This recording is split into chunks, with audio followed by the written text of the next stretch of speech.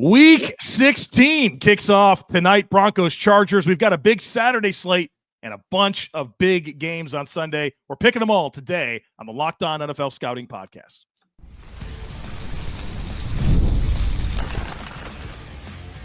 You are Locked On NFL Scouting with the Draft Dudes, your daily podcast for NFL and college football scouting. Part of the Locked On Podcast Network, your team every day. What's better than this? It's guys being dudes here on the Locked On NFL Scouting Podcast. We're the Draft Dudes. I'm Joe Marino from Locked On Bills. He's Kyle Crabbs from Locked On Dolphins. And we are your NFL experts here with you daily to talk team building across the league on the Locked On NFL Scouting Podcast with the Draft Dudes, part of the Locked On Podcast Network, your team every day. Want to say a big thank you, shout out, and welcome to our everydayers. Those of you who never miss a single episode, we appreciate y'all being here very, very much. This episode is brought to you by Prize Picks. Go to prizepicks.com/LockedOnNFL and use code LockedOnNFL to win $50 instantly when you play $5. Joe, happy Thursday. Happy game day to Broncos and Chargers fans who are tuning in with us. Week 16. Got 3 left. We could potentially have playoff races wrapped up depending on what happens. We'll see what we pick this week. But those who are not familiar with how we do the Thursday shows, we preview each game. Joe and I make a pick straight up, and the show makes a pick against the spread courtesy of all of the lines over with our friends over at FanDuel Sportsbook. So, you ready to dive in? Ready. Okay. Broncos at Chargers tonight. It's a big game in the AFC picture, particularly for the Chargers, who, with a loss to Denver, would put themselves in position to see teams maybe close within a game of them by the end of the weekend. Yeah. I feel like this is going to be the 6 and 7 seeds, but you got to play them all. And we see weird things happen all the time. Obviously, the Chargers short week at home.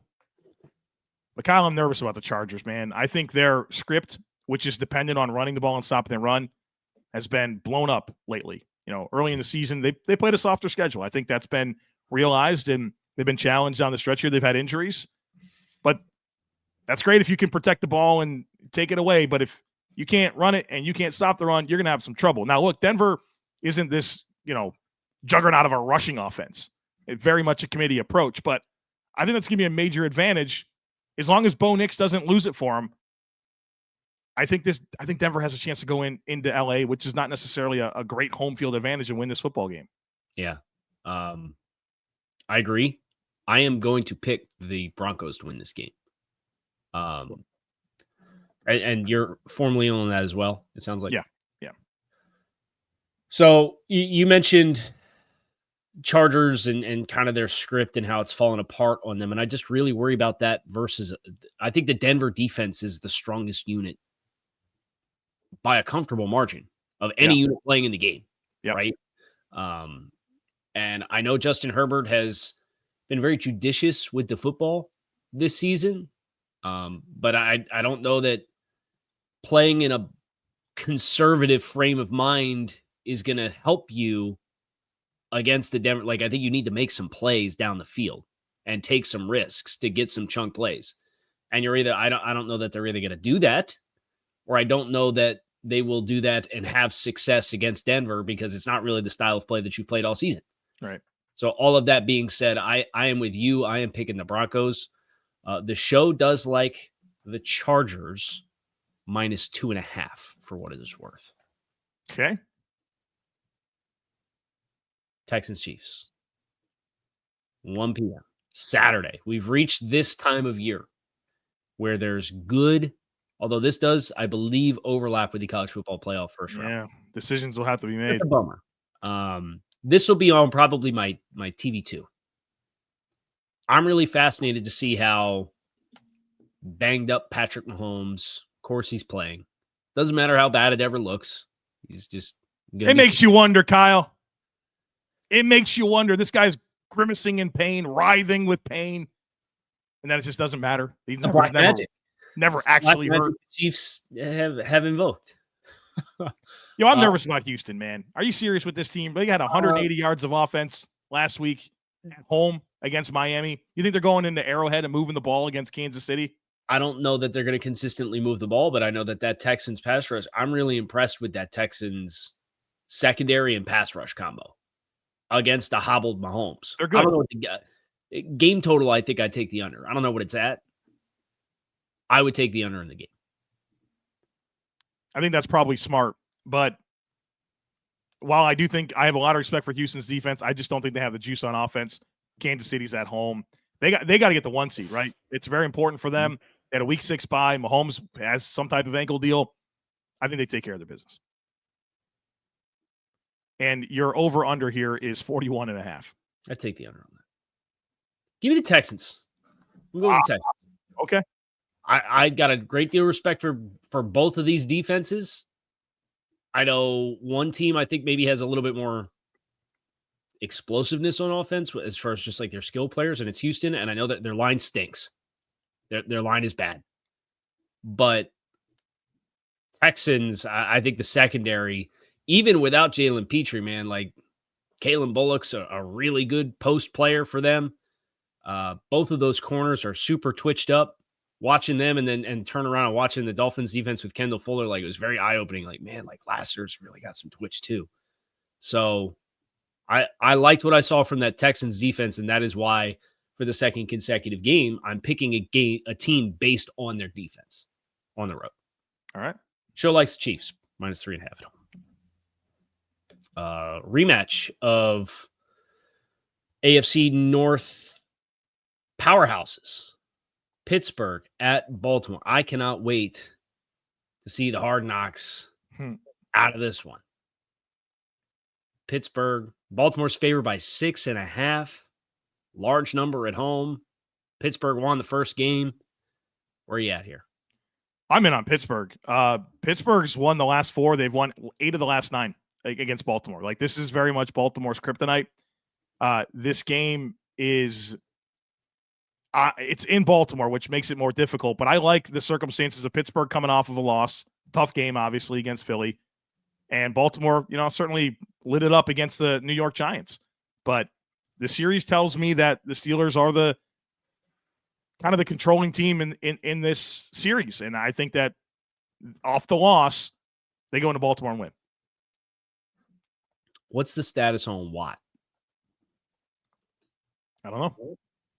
He's going to have a lot of unblocked pressures, and people are going to be mad about it if he plays. If he plays. He's banged up against, what was it, an ankle? Yeah. Here's Schefter. Pickens hasn't practiced this week. Grade 2 hamstring strain. For TJ Watt, suffered a sprained ankle against the Eagles, came around a corner. It's the type of sprained ankle that would sideline most players about 2 weeks. So if he plays, he could be low. I'm taking the Ravens. This is going to be an interesting week for us here, Joe, because I did get a game on you last week. You came in leading by 9 games. You were 142-66. I was 133-75. I went 13-3. You went 12-4 last week. We're going to be different on a couple ones early here. I'm on the Ravens at home to really tighten up this AFC North divisional race. The show likes Pittsburgh +6.5 on the road, though. All right. Spicy start to the picks. Yeah. A lot of games left to get to, folks. Be sure to stick with us. It's a time of year the college football playoff is back, and with the newly expanded 12-team format, it's guaranteed to be bigger and better than ever, bringing you all the hard-hitting and high-flying excitement that you love. TNT Sports coverage of the college football playoff begins on December 21st, starting with the college football playoff kickoff show presented by AT&T at 11 a.m. Eastern, leading into our first matchup, the Southern Methodist University Mustangs battling the Penn State Nittany Lions at noon. Then the Clemson Tigers look to upset the Texas Longhorns in a showdown at 4 p.m. Eastern. Don't miss a moment of the action. Watch the college football playoff presented by Allstate live on TNT, True TV, TBS, and Max. Time is our most precious commodity, so don't waste it scrolling through the same mind-numbing content for hours and hours. How can you spend it wisely to improve yourself? Our sponsor, Hillsdale College, is offering more than 40 free online courses, including Constitution 101, the Introduction to Free Market Economics, the Rise and Fall of the Roman Republic, and a brand new documentary-style course on Marxism, socialism, and communism. All of Hillsdale's courses are self-paced, so that you can start whenever and tune in wherever. Plus, you can go deeper with readings, quizzes, discussions, or just enjoy the lectures. Go right now to hillsdale.edu/lockedon to enroll. There's no cost, and it's easy to get started. That's hillsdale.edu/lockedon to register. hillsdale.edu/lockedon. Go ahead and finish up the AFC South or AFC North with Cincinnati hosting the Bengals, or Cincinnati Bengals hosting the Browns. Holy cow, Kyle, get dialed in here. DTR starting a quarterback for Cleveland. They announced that change. They're hoping it will deliver them from pick sixes. But I don't think it's going to help them in this game. Give me the Bengals here to move to, 7-8 on the season. Yeah, the Browns can't score with the Bengals. What would you put the over-under at in your mind for Cincinnati in this game? I'd probably put it at 31.5, something like that. I was going to say 30.5. Yeah. Cleveland, I think this will be pretty comfortable spread. The show with DTR likes the Bengals to cover. Yo, if you go to FanDuel right now, you can get the Cincinnati Bengals total points over under set at 27.5. Smash that. Take it. Divisional game, and Cleveland does have a pretty good defense, but come on. They do. But it's been a trying season. You're getting down to the end of the year. This is one of the for the love of the game games. Yeah. That there's a lot of them this week. You're going to find out a lot about a lot of players on a lot of teams with play this week, next week, and the week after. And for Cincinnati, all I needed to see was how pissed off Joe Burrow was on the sideline. Winning, they won that game by 10 points against the Titans. And they had like a sloppy exchange at the end, and he was livid. And I'm like, yeah, he's looking for the love of the game, guys. Like, that's the kind of guy, he's going to keep his foot on the gas and finish this thing out. So, has just put some really special numbers this year, too, Joe Burrow. He's been on an awesome pace all year long. Yeah, I think he could be the offensive player of the year. Ooh, that's interesting. Yeah. Not a bad idea, right? Let's revisit that after on another show. Maybe we could use that as a take for tomorrow. Panthers, fresh off of their first game as a favorite in 30-something games, and losing to the Dallas Cowboys, looking lifeless in the process and embarrassing you, me, and the show. Yeah. Yeah.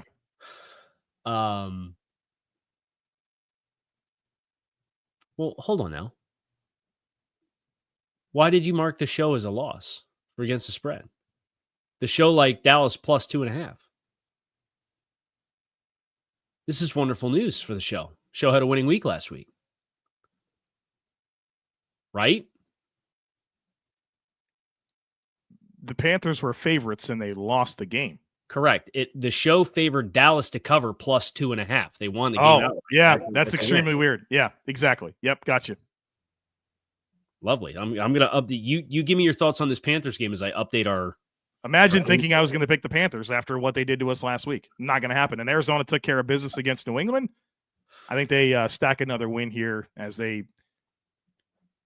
cling to their unlikely path to the playoffs. Yeah, man. Couple of teams that have bit us all year long at various points. Cardinals, I am with you. I don't care how cold it is. I don't care how bothered Kyler Murray looks about how cold it's going to be. The Cardinals are a team that is playing for playoff positioning and a chance to win the division. It's go time. I think they're a good enough team where you can't go on the road and lose this game to the Panthers and be remotely close to what we think they're capable of being, and they've shown the ability to be this year. Yeah, a blistering 40 degrees in Charlotte on Sunday. Not cold for us, but it's cold for Kyler. I'm with you on the Cardinals. The show actually likes the Cardinals on the road minus 4.5 as well. Philly in Washington, short trip. Is this the shortest road trip this week? This week, yeah. Yeah, probably so. You think they fly there? I hope not. Just get on the bus. What about like Philly to Baltimore's closer, right? Yes, Baltimore is north of.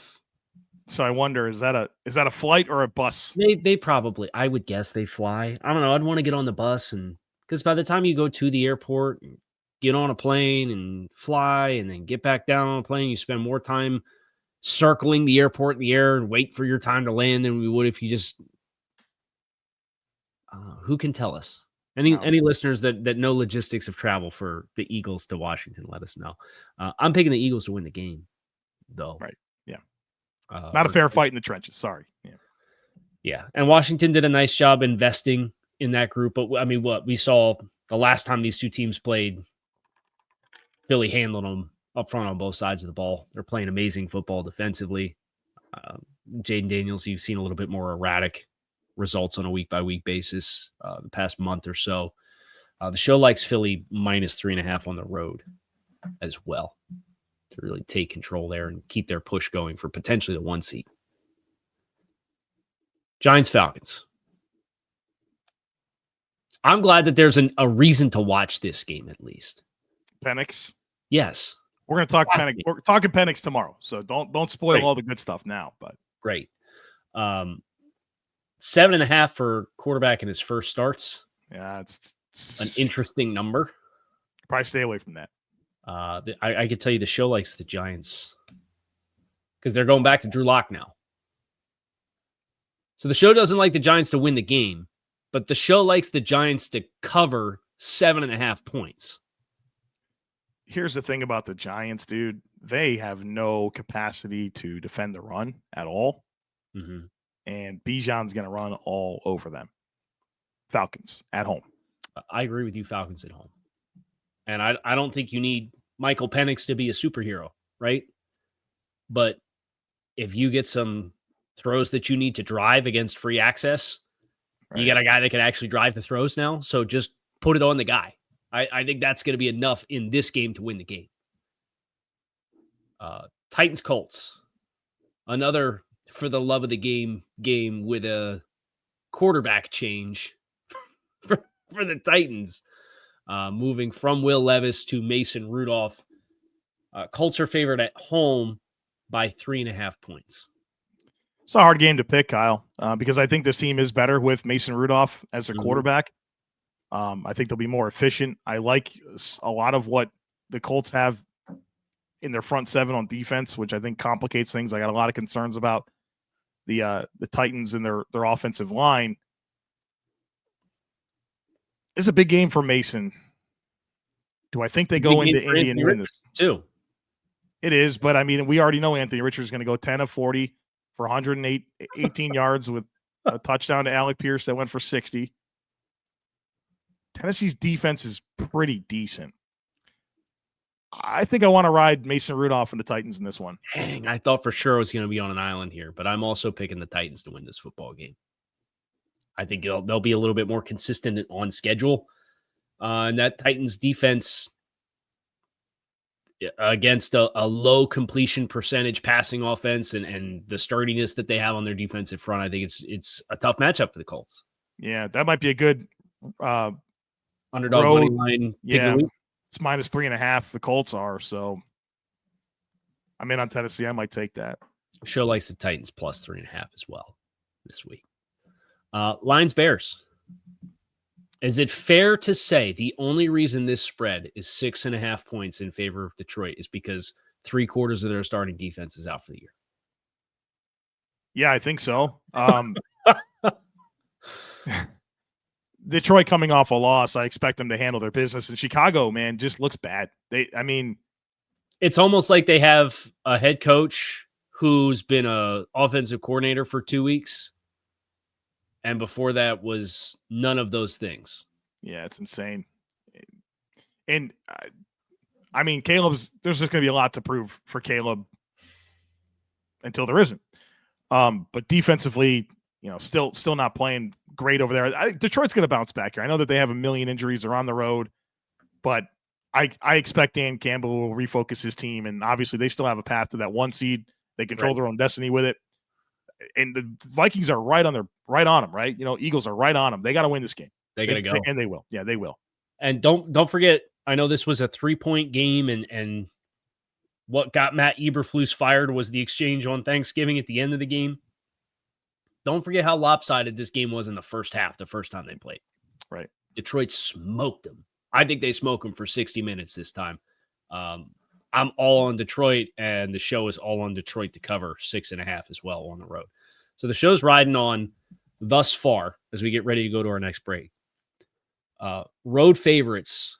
The show likes Arizona, the show likes Philly, and the show likes Detroit by gradually increasing spreads. The show likes all of those, peaking with Detroit minus 6.5. I'll probably get some real money on that one. Very good. I might as well. If we haven't picked your team's game, good news. It's coming up here next on the other side of it. Stick with us. Get ready to tackle the NFL action with FanDuel, America's #1 sportsbook, because right now, new customers can bet $5 and get $150 in bonus bets if you win. The FanDuel Sportsbook app gives you everything you need to place live bets on the NFL all in one place. So when you get a hunch in the middle of the game, you can check out the latest stats, view live play-by-play, and so much more on the same page where you place your bets. Just visit FanDuel.com to join today. You'll get started with $150 of bonus bets if you win that first $5 bet over at FanDuel.com. And folks, all of the spreads we're giving you today come courtesy of FanDuel. So if you like these numbers, they're current as of Thursday morning. Get in on the action. It's so much more fun. Also, the college football playoffs this weekend. Good weekend of sports betting ahead, folks. Never waste a hunch and make every moment more with FanDuel, an official sportsbook partner of the NFL.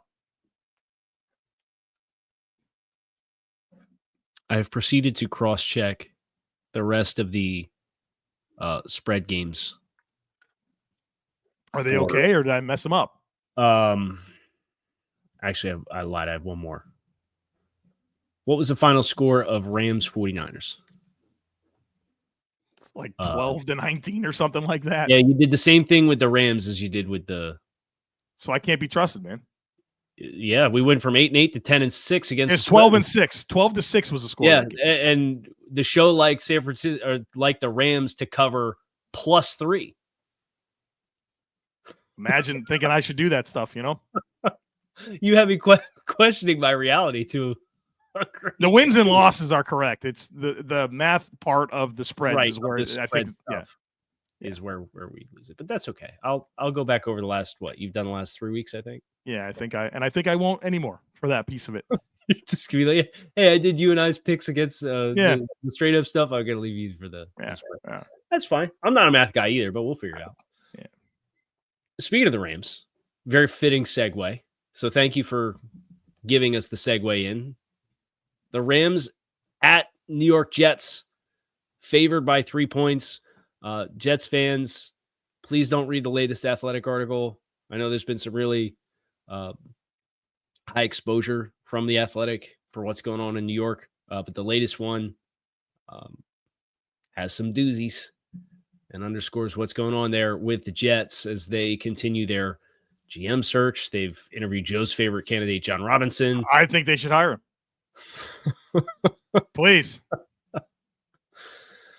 And you know how you know that won't happen? Because Vrabel is connected to the head coaching job. I think Mike Vrabel would knock John Robinson out if he saw him in person, like today. Well, we're on tomorrow's Takes on Takes. We're talking Jets and Mike Vrabel as well. So another little tease. Another tease for you. Not too much to tease here in this game. I know the Jets coming off a win against Jacksonville. Rams are red hot. I think they're going to mow the Jets over up front when the Rams have the ball. Now that offensive line's clicking a little bit more. Yeah. Give me the Rams to win this game and continue their push towards an NFC West division championship. Yeah, Rams. Show likes the Rams -3 as well. So you can add that to the list of road favorites that the show likes this week. We are the Ramily. The Rams house. This is Rams house, right? Ramily and Rams house are the two. Yeah. Vikings favored by 3. Skull against the Seahawks. What a Seahawks team that kind of got smoked by Green Bay on Sunday Night Football this past week. So I think this is a taste in their mouth. This is a nightmare matchup for Seattle. I actually went in this morning, and you can get alternate spreads on games, and I went ahead and went Minnesota -6.5 to cover that. Mm-hmm.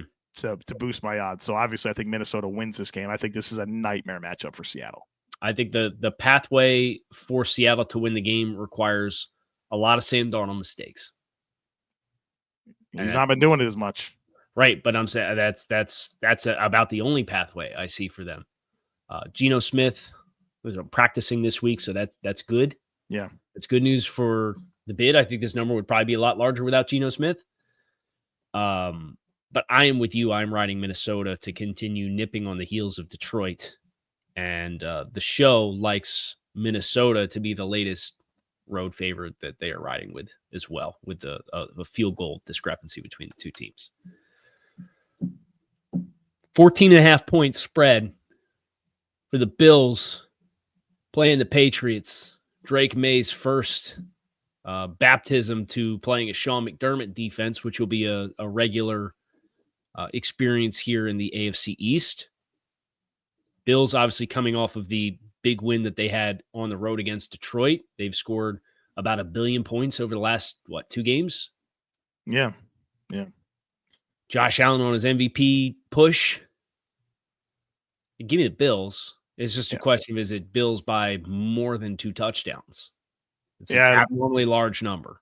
It's a big number. The number that I'm interested here is if the Bills score 30 in this game, that'd be 9 in a row. That'd be an NFL record. So they're chasing that. And I think they'll get that. I do too. They have the Bills total points on FanDuel is 30.5. I've already got the over on that. Bills win. They should, right? They should. Divisional game though. But yeah. I'm sure this will come back to bite us, but the show does like the Patriots to cover 14.5. Really? Look at the show. In on the Patriots. Give me like 31-17 with like a backdoor touchdown. We'll see.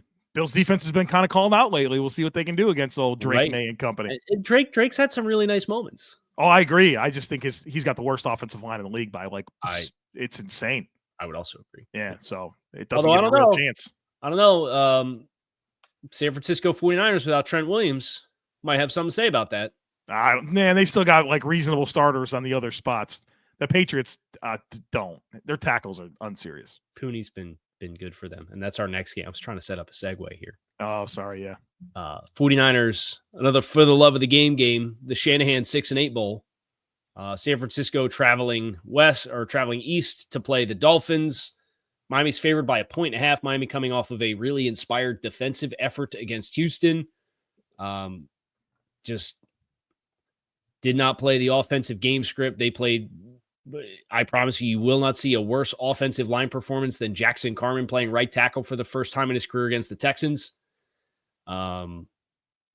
Sounds like they will at least get somebody back at tackle, whether it's Kendall Lamb or Teron Armstead, both, or Mike McDaniel said he was optimistic that both of those guys would at least practice this week. Whereas Kyle Shanahan said Trent Williams might not play again this year. So that's like the offensive line update for teams that I think have talent levels that are a little bit different than what their records indicate. I did that cool thing last week where I picked the Dolphins against you and I was wrong again. Yeah. Probably going to stop doing that. But you're going to make me pick first, aren't you? I am. As is tradition. Okay. So here's the deal.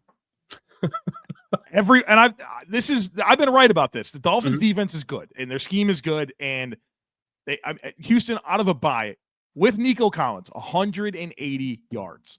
Yeah. They got the stuff, man. They got the right stuff. And I think that Miami's explosive playmakers, I can't quit them. Okay. You know this. I can't quit them. Well, we don't know if Waddle's going to play. Got leg whipped there at the end of the first half against Houston. I got Tyreek and they got Jonnu Smith. Yeah. They're at home, which is a big deal for Miami. I think Miami wins. Dang. I was really getting ready to enjoy the setup here. I'm also picking the Dolphins to win this game. No, you wanted me to pick San Francisco. I wanted it just to be like you're tired of picking against me to pick the Dolphins, and then you were going to pick San Francisco, and I was going to pick Miami, and you were going to be like, oh, fine. Now you're picking against me to pick the Dolphins and see how you would have reacted to that. But I kind of felt like you were maybe thinking Miami. I was definitely picking Miami. to win.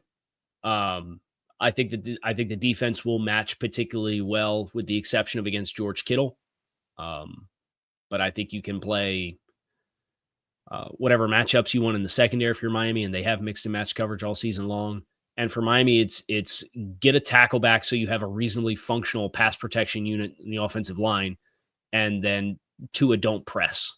I think the first interception that he had, Tyreek Hill, went over a hook defender when Tua was expecting to go under a hook defender, led to an interception before halftime that would have, it was a 6-point swing in that game.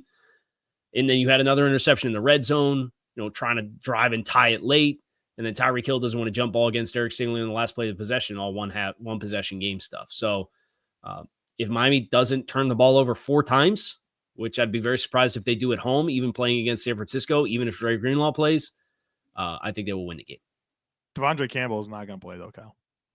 Dre Greenlaw might play, though, or is probably going to play, though, which is crazy that he came back from an Achilles, then had knee soreness and left the game, and he's going to play again. Like that, you want to talk about, like, for the love of the game, guys, you get Dre Greenlaw out there right now for San Francisco.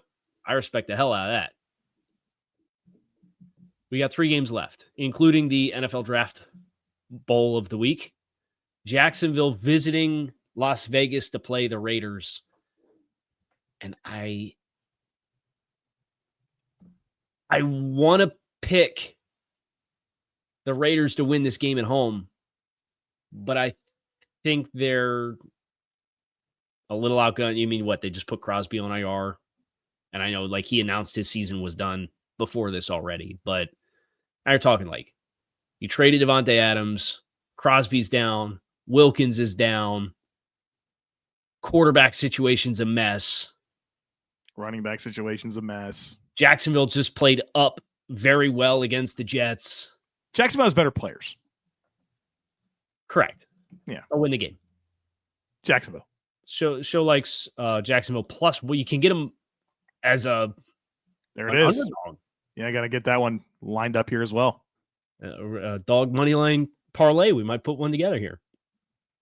Tampa Bay Sunday Night Football playing the Dallas Cowboys. I know Dallas.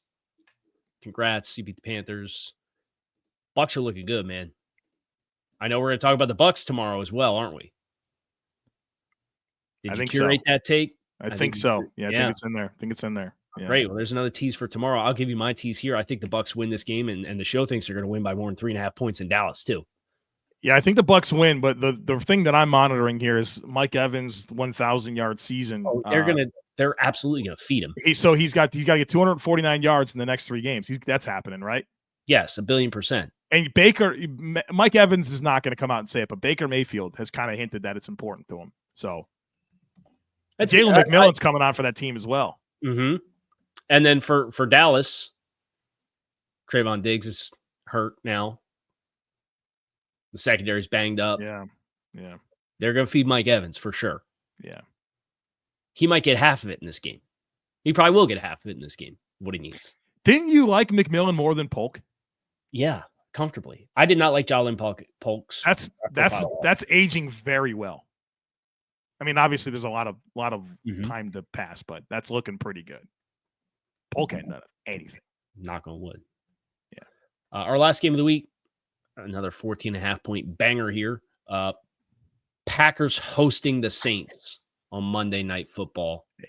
We're riding the Packers, right? Yeah, and I appreciate a game like this, brother. I can just go to bed at halftime. I don't have to sit there and try to fight those heavy eyelids to catch the fourth quarter of a primetime game. Packers. The show does like the Saints plus 14.5 to cover in some capacity, though, even with their quarterback situation being however it ends up shaking out between. I know it was Jake Haener last week, but Derek Carr not playing. Show still likes plus 14.5. That's going to do it for us here on the show. We hope you guys enjoyed this preview of week 16 of the NFL season. I'm Kyle Crabbs. He is Joe Marino. And we'll be back again tomorrow for Takes on Takes, the weekly mailbag where you provide your hot takes and opinions, and we react to them here on the show. Kyle Crabbs, Joe Marino. We hope to see you then. We're out of here.